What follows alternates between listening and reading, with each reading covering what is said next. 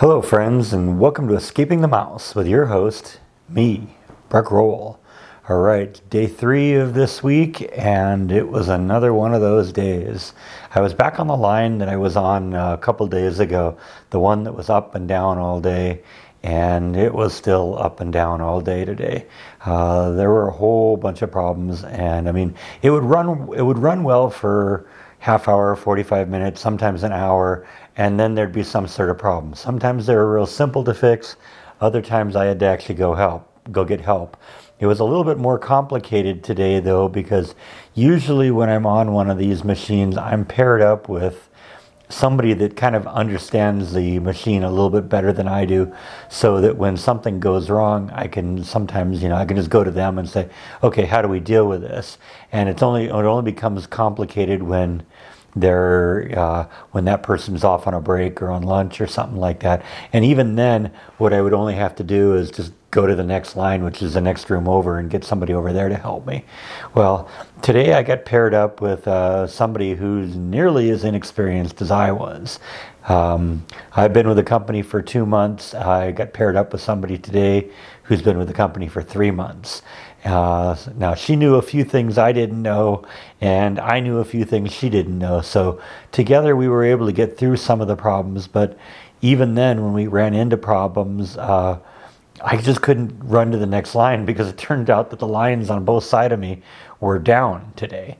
So, I had to, abandon my machine on several occasions and run 3 or 4 lines down to find, somebody that could help me with the issues. And, it even baffled some of them a few times. Now, it did turn out to be a good learning experience, because a couple of the problems that we ran into today are things that happen very infrequently, and I have yet to have an opportunity to really deal with them, but they happened multiple times today, and so I kind of got a chance to watch somebody do it, and then when it happened again, take care of it myself. And so that was actually a good thing. I learned a couple things today, and that was kind of good, just because the training has been a little bit slim on the last couple weeks, just because of production demands. So we're kind of working our way through that. Like I said, there's a million things that I'm going to have to learn about this machine, and so every time I can learn something, that's just something I can check off the list.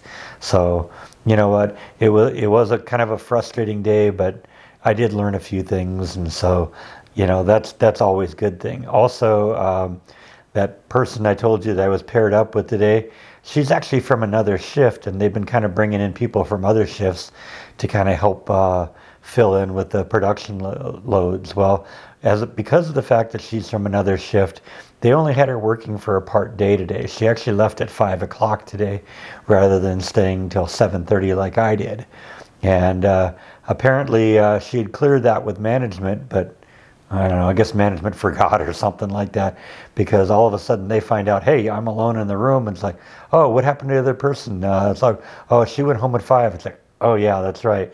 So, they did get somebody in there at the end, and the person that they did get in there, I've worked with a couple times, and he showed me a couple things, and also worked with me on a couple of some of the inspections and stuff that we need to do. See, that's kind of the biggest thing. I know generally how to run the machine, and the only problems I have running the machine right now come when something goes wrong.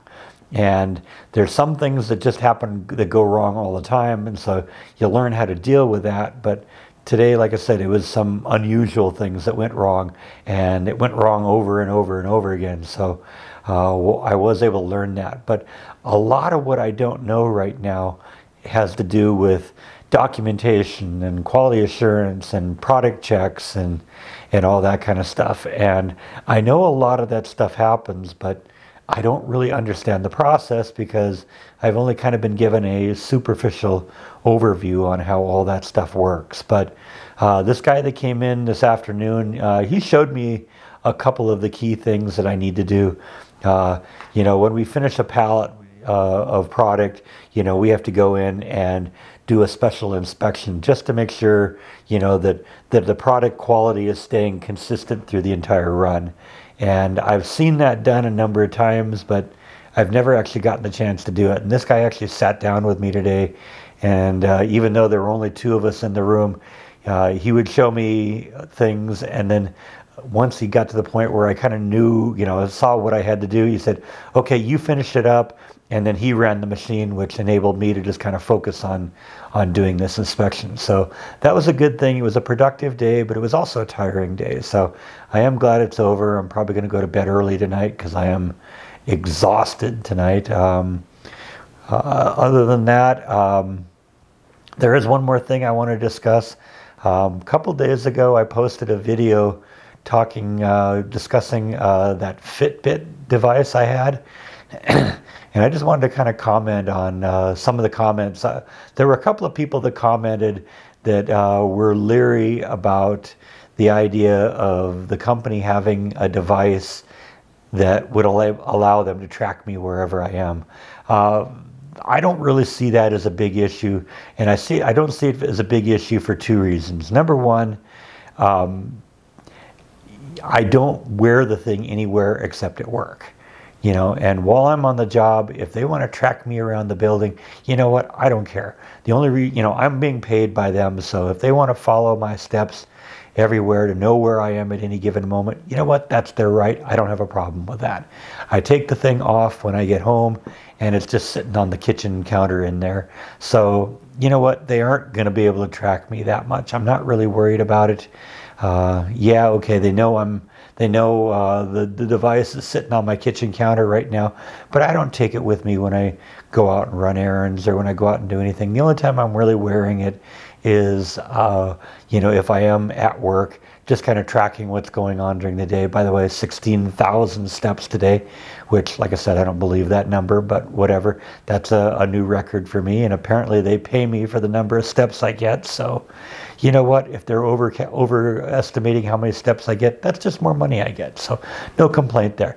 But second of all, in terms of why I'm not really worried about this, is I don't really think that they're using it to spy on me or track me in any way, just because they didn't even tell me this thing existed. If they're trying to track all of their employees, they're doing a very horrible job at doing it, because the only reason I even know the thing happens is because the thing existed is because one of my fellow employees told me about it. I didn't hear about it from the company, and there's no requirement whatsoever that I wear the thing.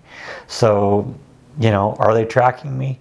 Maybe, but I really doubt it. If they are, like I said, they're doing a very horrible job at it. So, I just wanted to clarify that and kind of expand on that, because that was a legitimate concern. And a few people notated in the comments that they wouldn't wear something like that because they wouldn't want the company tracking them. I don't think they're tracking me. So I just wanted to clarify that. Anyway, I think that is all that I have for today. Thank you as always for watching, and I will see you next time on Escaping the Mouse. Good night.